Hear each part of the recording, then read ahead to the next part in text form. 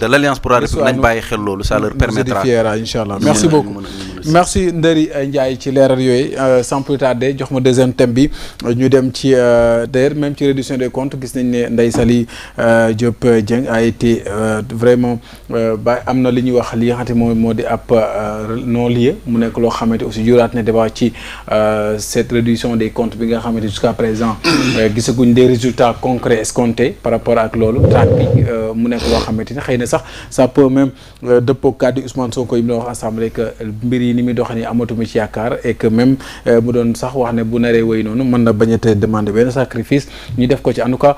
justice moom c'est le dernier rempart mooy fa nga xamante fa la mbaxana doon benn d'ailleurs c'est dans ce même sillage dañuy dugg ak Ibrahima Coulibaly waxte ci wàllum santé sànq laaloon nañ ko mais gën cee xóotal ak ci beneen format nga dellu si waat par rapport defal ñu tuuti benn rappel par rapport ak votre situation. waaw Abdou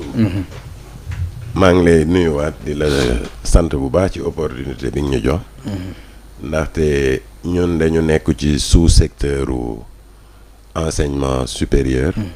dans le domaine de la santé depuis plusieurs années war na la ñuy vivre une situation boo xam ni c'est très préoccupante aussi bien pour les directeurs d'établissement que pour les étudiants et les diplômés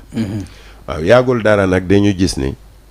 que gouvernement bi dafa annoncé recrutement 2500 agents de santé waaw recrutement boobu dañ ko rafetlu def nañu communiqué de presse semaine bii rek di rafetlu recrutement boobu waaye nag suñu xel dañ ciy ñaaw njort waaw dañ ciy ñaaw njort ndax dëkk bi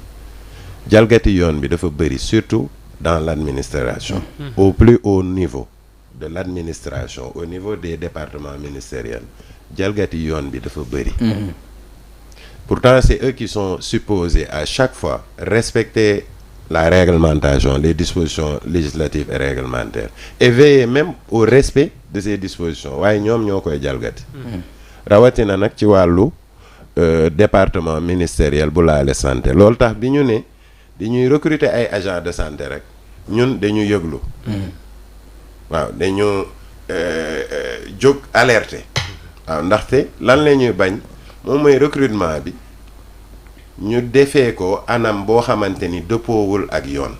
parce que ñu rax ci politique waaw mun ak yeneen sax ab mbir yoo xamante ni c'est pour régulariser leur pratique yi nga xamante ni du des pratiques conventionnelles yu ñuy def ci biir looloo tax ñun dañu lancer appel que rawatina surtout en sciences infirmières obstétricales étudiants yëpp nga xam ni am nañu lijaas en sciences infirmières obstétricales muy licence surtout waaw licence bi jàngee ci université publique yi tel que université Iba Der Thiam de Thiès université Ziguinchor université Cheikh Ahmadoul Khadim bu Touba ENDSS ak école privée yi nga xam ni fii dañ leen reconnaître lu ci mel ni ay institut santé service sub de santé IUP santé IASM tous les membres du SUDEPS maanaam ak école yi nga xam ni dañ leen reconnaître te ñu nekk des écoles privées dañuy délivrer lijaasa bu ñuy woowee licence en sciences infirmières école yooyu seen étudiants yi ñoom ñëpp dañ leen ne ni ñu jóg ñu dem déposer ji au niveau de la plateforme officielle du ministère de la fonction publique ndax ñoom ñooy ayant droit yi ce sont ces écoles là ñoom ñu jox diplôme ñoom ñooy ayant droit yi ndaxte dañu seetlu yàggul dara le ministère de la santé par le biais de la direction des ressources humaines mu def appel à candidature pour recruter 220 agents de santé sages-femmes 220 sages-femmes recrutement interne la mais ci recrutement yooyu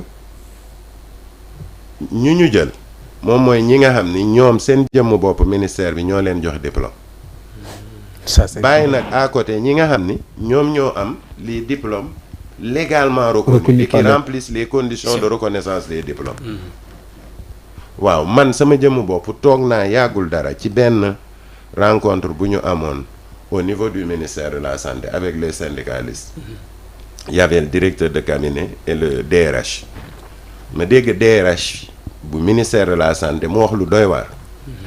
mu ne recrutement yi ñu annoncé ñoom ñu ngi mbëbët ni ñoom ministère bi jël wàllu bu ëpp ci effectif bi utiliser ko pour régulariser ñoom seen contractuel ak régulariser ay contractuelu hôpitaux yi mais les hôpitaux sont autonomes ku nekk contractuel ci biir ministère wala ci hôpitaux yi mais suñu defee suñu lancé appel à candidature da ngay dem yow nga postuler sa bopp c'est vrai su di remplir nga les conditions mais écoute la fonction publique da koy jaarale ci yoon su di remplir nga les conditions parce que fonction publique si on se réfère à la loi sur relatif au cadre de statut général des fonctionnaires ñaari voies de recrutement moo am ñu recruter le sur titre wala par voie de concours wala ñu boole ñaar yëpp waa recrutement wu 2500 agents de santé yi ñun en tout cas dañ ci dul négocier dara ndax nous sommes des Sénégalais et nous subissons depuis plusieurs années il est temps nag que ñu wax ni gouvernement yi ak ñi ñu jiiteeg politiciens yi ñoo xam ne que ñoom moomuñu dëkk bi quoi ku nekk dafa am cëram ak wàllam ci dëkk bi ñun mënuñu ñëw di leen jàppale ci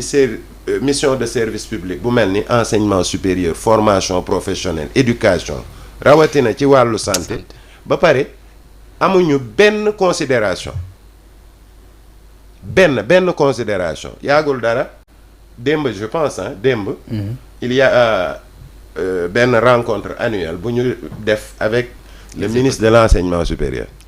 les écoles privées waaw mais écoute moi je me dis que yooyu noonu ñuy def d'habitude c'est des rencontres politiques quoi ndaxte un ministre qui vient rencontrer les acteurs du sous-secteur yow nga ñëw def sa discours ubbi ko déglu ñaari nit après nga jóg dem sa yoon loolu mieux valait ne même pas le faire ndaxte ñun ñëpp luñ fa wax manque de respect la daal non manque de considération totale te suñu xëyee après vidéo yooyu la ñuy jël jàllale ko ci télé yi am buzz mais alors que am na lu newoon ci suuf ñu fa sëlul non liggéey lañ leen sant te liggéey bi xam nga pour ñan la c'est pour les Sénégalais waaw moom le ministre de l'enseignement supérieur am na nag ay prédécesseurs am yu fi nekkoon dafa seetaan lu bari ci mbir mi waaw ndaxte ñun ñëpp xam nañu ko dëkk bi mooy ki Ibrahima Sy wuutu waaw monsieur Ngom professeur Ngom professeur Ngom Daouda Ngom la Daouda Ngom enseignement supérieur moom il vient d'arriver tombeek ci crise bu doy waar waaye yow xam nga suñu problème ça date depuis très longtemps yàgg ngeen ci 2014 président de la République commandé na fii ay audit yi def nañ ko rapport bi génn na ñu jël sànni ci tiroir waaw ministère de la santé moom il s'occupe du système national de santé pas les écoles waaw pas des écoles il y a le système national de l'éducation ndax soo demee ci constitution article 8 santé droit la éducation droit la mais état nag moo am prérogative pour assurer droit yooyu au Sénégal waaye ñaari droit yooyu dafa am ñaari système yoo xam ni ñoo leen di toppatoo système bu nekk ak réglementation soo demee ci système national de santé dafa am ay textes yu ko régir nga dem ci éducation mu am ay textes yu ko régir xel sa nanguwul que ministère yi nga xam ne ñooy toppatoo wàllu éducation ñuy def immixtion ci compétence su santé xel sa nanguwul que kii yor santé tamit di def immixtion ci compétence su éducation ku nekk da nga war a yem sa périmètre fi nga war a yem waaw te soo leen waxee lu ñuy évoquer gënuñu yeewu kenn lu ñuy évoquer ça tient même pas la route ndaxte au niveau du système de la santé mais fonction wu système boo jël baaxul la fonction d'offre de soins de qualité on sait que ça fait défaut fonction de régulation ça fait défaut fonction de financement ça fait défaut yow lan ngay wuti ji ci wàllu éducation ba di organiser ay examen illégal ndax lu illégal mooy lu yoon prévoirul examen de certification suy am ci dëkk bi dafa am décret relatif à l'examen de certification kenn kese moo am sañ-sañ organiser ko c'est le ministère de la formation professionnelle peu importe le niveau et peu importe le secteur socio-économique moom nag mi ngi jalgati yoon depuis plusieurs années di organiser ay examen di joxe ay diplôme léegi sax am na doole sañ-sañ pour reconnaître diplôme alors que xamul suñu dëkk bi le Sénégal a ratifié des conventions au niveau régional on a ratifié la convention d'Addis Abeba au niveau mondial on a ratifié la convention mondiale de l'UNESCO moom su nee diplôme bii laa reconnaître diplôme boobu soo jénnee Gambie bii du ko reconnaître waaw ndax le décret relatif portant sur la reconnaissance des titres grades et diplômes de l'enseignement supérieur décret boobu dafa sukkandiku ci convention yu ñu ratifié condition de reconnaissance même fonction publique suy recruter titre boo ko jox diplôme boo ko jox il faut que mu remplir les conditions de reconnaissance moom ministère de la santé ñii muy organiser l'examen di leen jox de faux diplômes de du tey laa ko naka la koy organiser comme ça en interne. yéen a jàngalekat nga. poser question. c'est une question ah. non ministère bi amul. ndari mën nga sax poser ah su la neexee. di natt ay débat ouvert. c'est très intéressant li nga wax noonu aussi. est-ce que. moo tax bëgguma koo dagg sànq ma bàyyi ko mu def. loolu aussi Sénégal est-ce que xam nañ ne ça se fait en interne aussi. bon ils le savent hein, parce que chaque année le ministère prend un arrêté pour organiser des examens de certification de manière unilatérale. amul benn concertation bu muy def avec les acteurs ni avec les ministères compétents muy ministère de la formation professionnelle parce que au niveau de l'enseignement supérieur nous le savons tous le système LMD ne prévoit même pas d'examen de certification mais au niveau de la formation professionnelle il y a des examens de certification et c'est ce ministère-là qui est compétent moom mooy yor le répertoire des diplômes nationaux moom mooy organiser examen de certification pour tous les secteurs socio-économiques de notre pays raw santé y compris ministère de la santé lu ñu ko sant ci ay attributions xam nga lan la en matière personnelle moom mooy formation continue yow am nga sa agent yi ñu ngi fépp ñu ngi ci poste yi ñu ngi ci centre de santé yi mais yow yaay organiser leur formation continue yow yaay def des plans de formation en fonction des besoins yi nga identifier des besoins de formation waaw pour rendre beaucoup plus performant le système de santé soo yoree société ñi nga recruter ñuy liggéey pour yow mais da nga leen di former formation boobu la mun toppatoo ndax ñooñu moom mooy seen patron waaw mais formation initiale amu ci sañ-sañ leneen luñ ko may ci ay attribution nee nañ ko yow yaay préparer ak veiller à l'application de la régulation de l'exercice de ces professions-là moom mooy soo jëlee médecins yi ñoom am nañu une loi sur l'exercice de la médecine bu leen régir waaw et l'ordre des médecins le code de déontologie mu am ay décret d'application mais loolu kuy veiller ci application boobu c'est le ministère de la santé mais est-ce que moom mooy jox docteurs yi seen diplôme est-ce que moom mooy jox pharmaciens yi seen diplôme kon lan moo ko mun may sañ-sañ moom mu ñëw ne day joxe ay diplôme licence moom daa war a recruter kese te fonction publique sax moo koy recruter c'est ça su ko recruter lee xam nga lan lañ ko wax ci décret moom moo am sañ-sañ pour jël ñuñ ko recruter mu yóbbu leen c'est ça mu affecté leen fi nga xam ni population yi fa lañ leen soxla waaw mais ba et puis nag dans le processus de l'examen day def ay jëfin yu doy waar waaw ndaxte képp étudiant privé buy def examen boobu ñun duñ ko def ñun ndax c'est illégal lu illégal ñun duñ ko def étudiant yi di ko def nekk ci école privée dañ la ñuy laaj étudiant bu nekk 20 000 francs waaw 20 000 francs yooyu nag xam nga fan lañ ko yóbbu ci benn compte GIE ñun ñëpp xam nañu groupement d'intérêt économique c'est privé compte GIE boo xam ni ministère de la santé du ko tijji pour collecter xaalis boobu. ay fo. waaw te loolu dañ koy wax c'est illégal. waaw ça viole même le principe ça viole même la loi sur la loi de finances. ndaxte ce sont pas des recettes de l'État yoo xamante ni loi de finances da ko prévoir. te su fekkente ni da nga war am des recettes supplémentaires yoo xamante ni dañ ko nar ça doit faire l'objet d'une autorisation par décret. dans les normes. waaw amul benn décret bu ñu am bu leen wan ni sa jox sañ-sañ pour ñu jël xaalis boobu rawatina su doon am na sa décret duñ ko dugal ci compte GIE. est-ce que yéen bind ngeen pour contester loolu. ça fait 10 ans mon grand 10 ans. yàgg na de man mi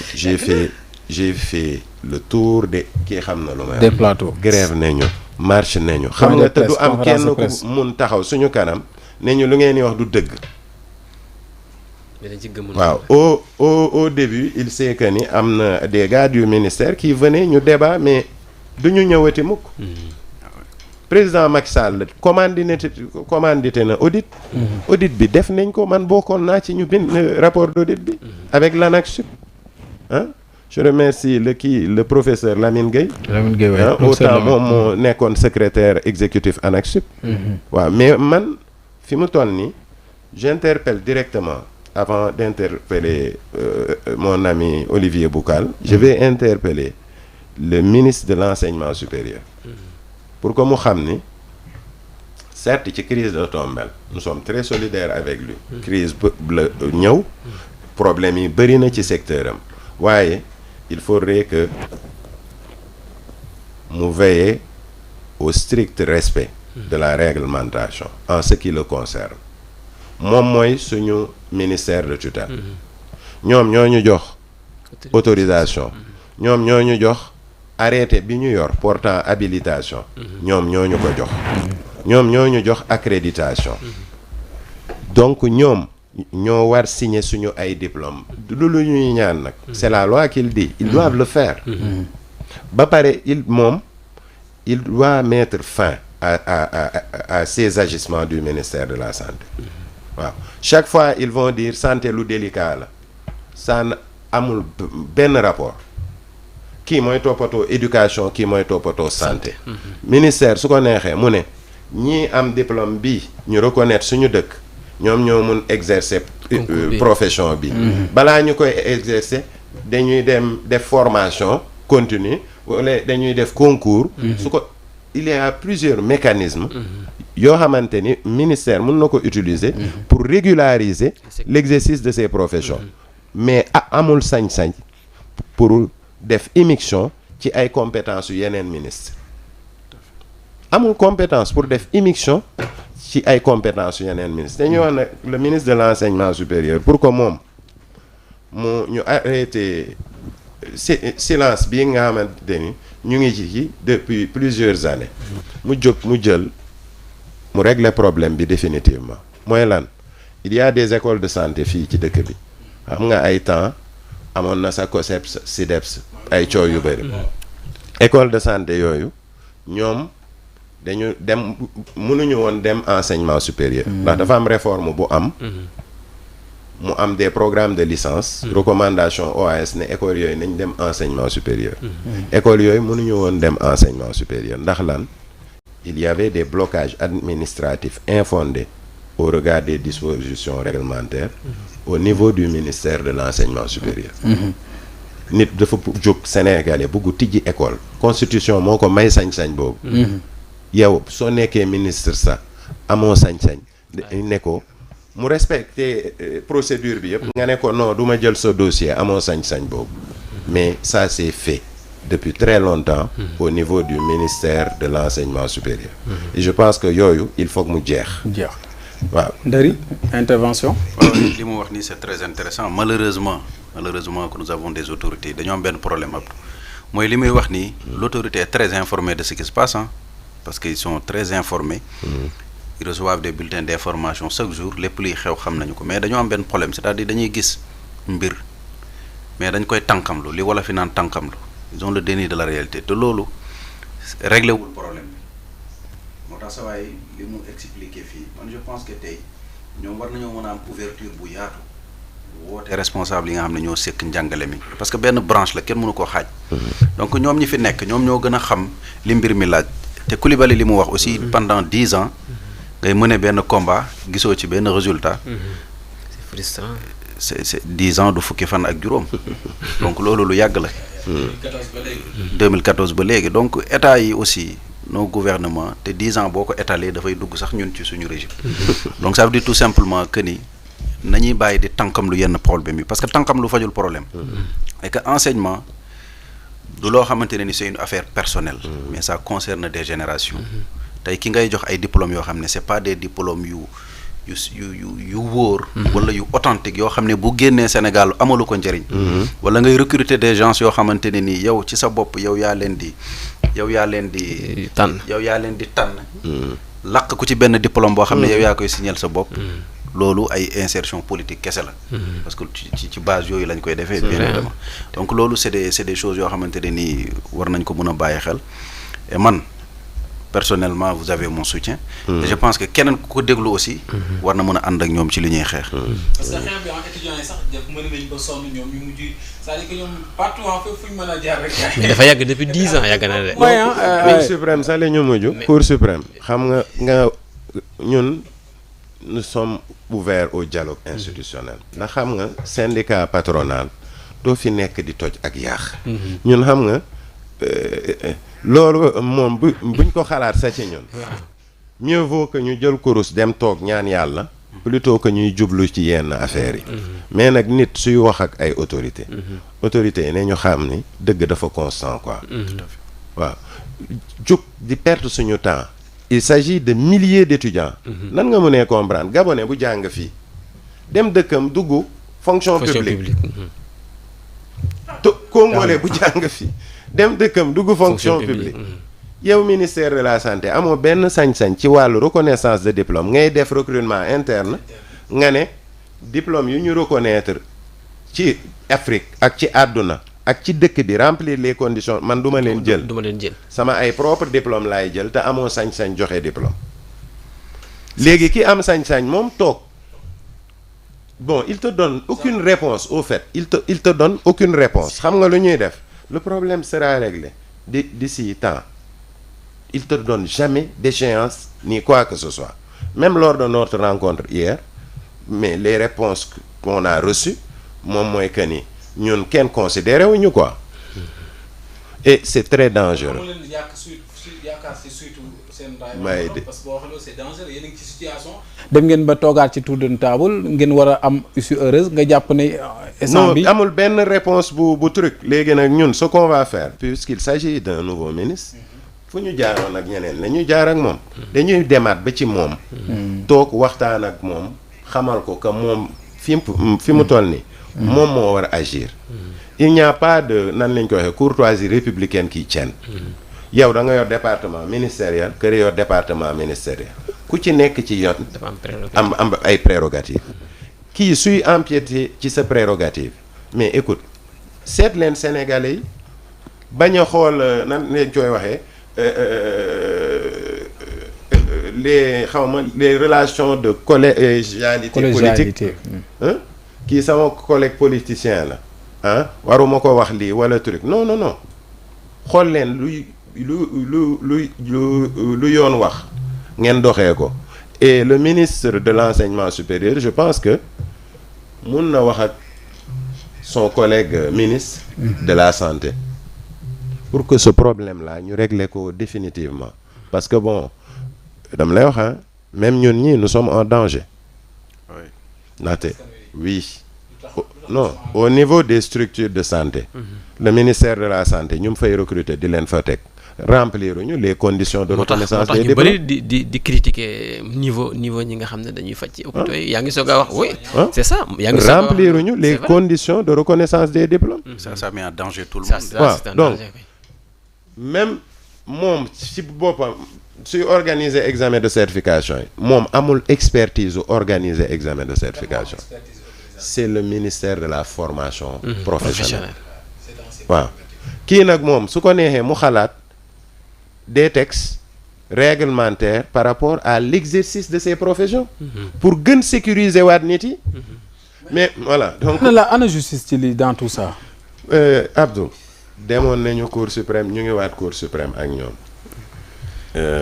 yàggul dara il y a eu jot nañu réplique au agent judiciaire de l'État ñun tamit defaat nañu suñu réplique et puis l'affaire va poursuivre son cours au niveau de la cour suprême et je suis persuadé que foofu s'ils disent la loi xam nga dafa am yoo xam ni duñ fi nekk di xalaat de midi à 14 heures quoi ils vont dire que l'examen est illégal que ministère de la santé amul prérogative waruma sax wax loolu mais si la loi est dit parce que c'est écrit noir sur blanc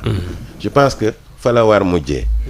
et je pense que lii même la crédibilité de l'État y va waaw tey yow nga jàngandoog ay nit fii ñoom ñu nekk seen dëkk di la wax man maa ngi xam nga sama fonction publique yow fii la ñu jàngee yow ñu ngay dem ministère pour tijji cabinet ñu le DRH te dit que ce diplôme bi nga déposé man reconnaître ma ko alors que moom amul sañ-sañu reconnaissance su diplôme. kon daal yéen kenn si yéen amul mënut a insérer ci fonction publique. non pas fonction publique fonction publique depuis plusieurs années recruté ko. waaw gën nañu recruter mais le ministère de la santé moom dafa yor le système de santé. Il y a des structures de santé là-bas. Ces structures de santé sont autonomes. Même ñoom ministère de la santé lu muy def hôpital public waru ko def. Juriste yi nag dinañu xam. ndax ku ñëw di déposer diplôme am pour postuler. da ngay xool diplôme bi ndëgam c'est reconnu ou pas. mais nag am na ay nit yoo xam ni ay dof lañu ñoom. ce sont des talibés du ministre de la santé ñoom. da nga leen yi fekk ci yenn structure de santé yi ils vont te dire non ministère de la santé nangul diplôme bi alors que c'est illégal. te yooyu yëpp nag parents yi ak étudiants yi ñu ngi ciy gën di yeewu. te plainte yu bëri dina am. mais loolu paradoxe la parce que état bi moo leen jox autorisation pour ngeen jàngale. habilitation ak tout ça. accréditation. c'est ça moom. waaw nga délivrer ay diplôme ñu dem bitim réew ñu jàng ci. ñu dem bitim réew ñu jël leen ñu liggéey seen fonction publique.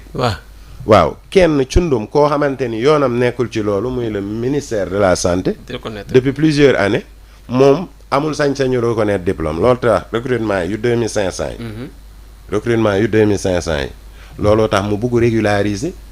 contractuel ami ndax ces contractuels là s'ils passent par la voie normale bu fonction publique diplôme yooyu kenn du ko reconnaître remplirul les conditions de reconnaissance. waaw mu bugg jël un recrutement boo xamante ni c'est ouvert à tous les Sénégalais. mu bugg ko jël utiliser ko comme un simple mécanisme de régularisation. de contrat nag en sciences infirmières yoo xamante ni. c'est fait sur la base de diplômes qui ne remplissent pas les conditions de reconnaissance.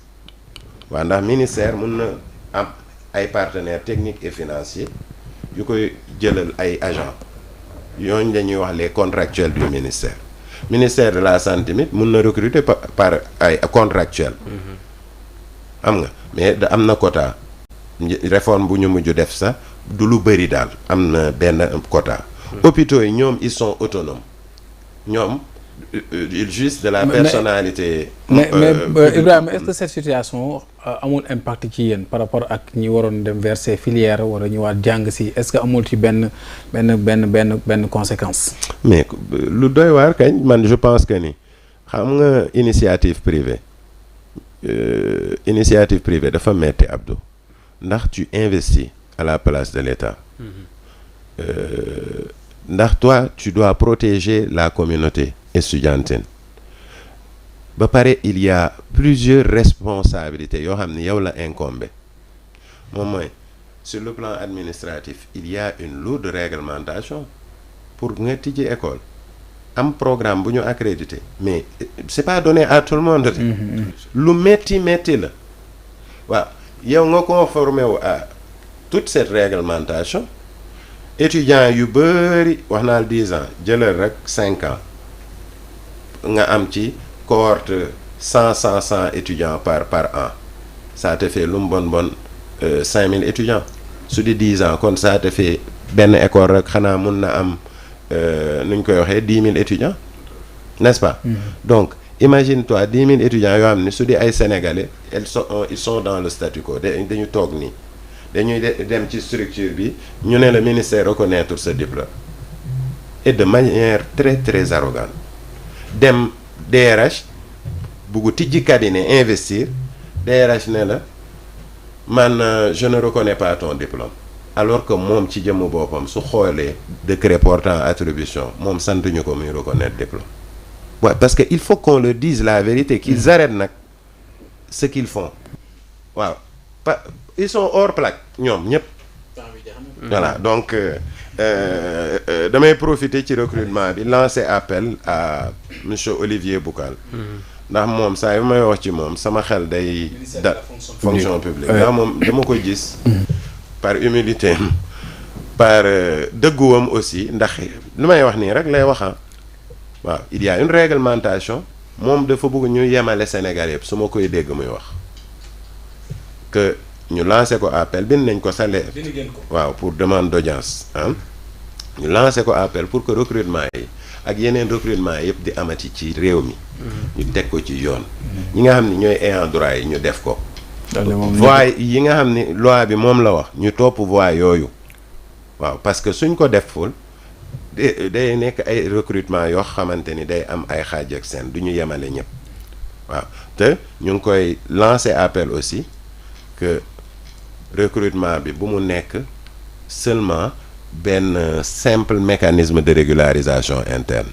ndaxte loolu su amee comme nu ko gars yi ministères yi bu ko defee ce sera illégal waaw ñun nag ñu ngi toog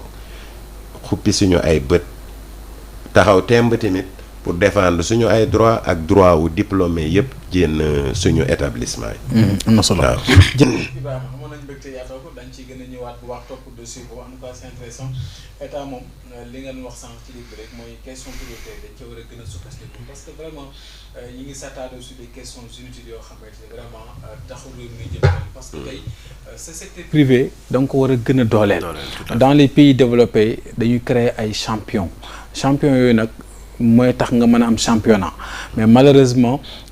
bu fekkee tey da ngay ñëw di xoj